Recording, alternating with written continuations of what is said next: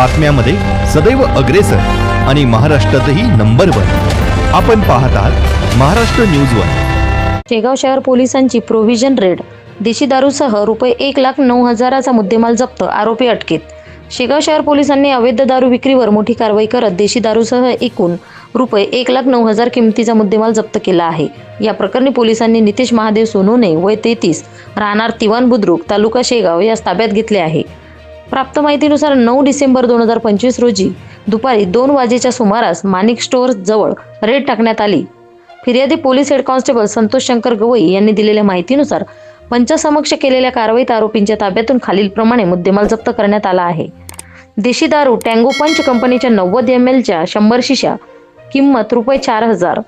Honda shine motorcycle MH28BV 5847, किंमत रुपये 1,05,000। एक कापडी पिशवी, एकूण किंमत 1,09,000। ही कारवाई पोलीस निरीक्षक निमिष मेत्रे यांच्या मार्गदर्शनाखाली पोलिसांनी पोलीस हेड कॉन्स्टेबल इस्तेयाक शेख यांच्या नेतृत्वाखाली करण्यात आली असून प्रकरण कायमी क्रमांक 659/2025 कलम 65 अ.ई. मदाका अंतर्गत नोंदविण्यात आले आहे।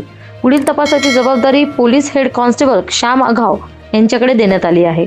शेगाव शहर पोलिसांनी केलेल्या या तात्काळ कारवाईमुळे परिसरातील अवैध दारू विक्रेत्यांमध्ये भीतीचे वातावरण निर्माण झाले आहे।